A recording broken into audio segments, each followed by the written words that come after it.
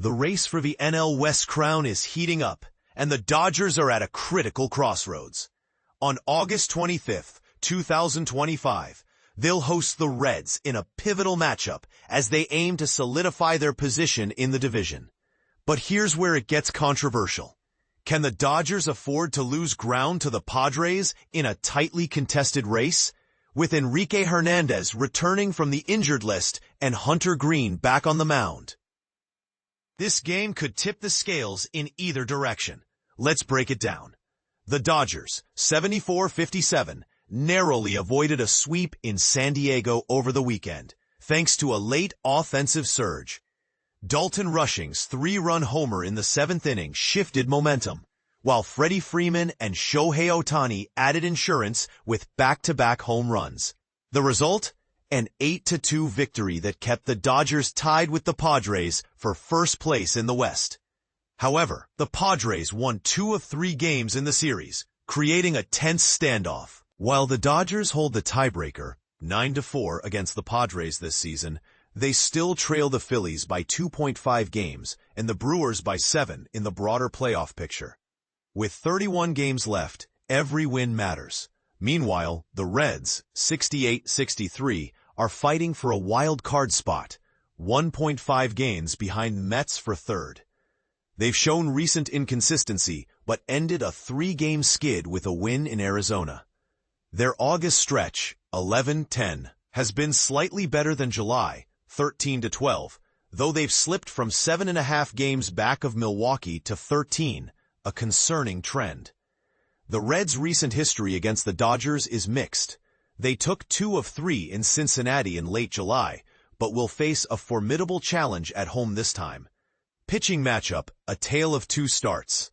Emmet Sheehan, the Reds' right-hander, enters this start after a rocky stretch. He's allowed 10 earned runs in his first 7 starts this season, with recent outings in Anaheim and Colorado costing his team dearly. In Colorado, despite a 7-0 lead, he surrendered 2-run homers to Brenton Doyle and Kyle Karros, the latter marking Karros' first career blast. Sheehan's August struggles are alarming. 4 of his 5 home runs allowed this season came in the last month. His control has also slipped. 2 walks in the 8th inning of a recent game led to unearned runs after a defensive gaffe by Michael Conforto. The Dodgers, meanwhile, face Hunter Greene, the Reds' ace and a former top prospect.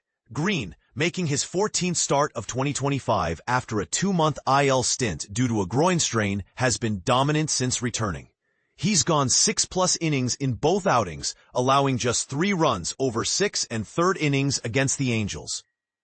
His 99.3-mile-per-hour average fastball ranks among the fastest in baseball, and his slider induces whiffs at a staggering 48.6% rate.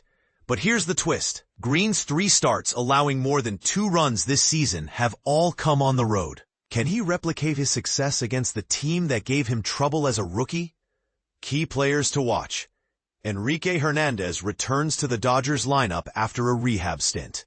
The versatile utility man went 5 for 14 in 5 rehab games, playing multiple positions.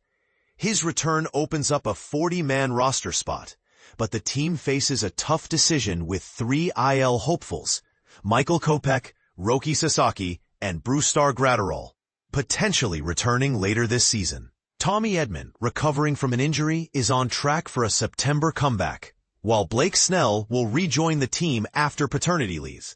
Max Muncy could return next week if his rehab progresses as planned. What's the verdict? This game isn't just about the standings, it's about momentum. If the Dodgers want that first-round bye, they'll need to capitalize on home field advantage. But can they handle Greene's velocity and the Reds' surging offense? And is the current tiebreaker truly enough to guarantee a playoff spot? Or will the Padres overtake them? Share your thoughts below.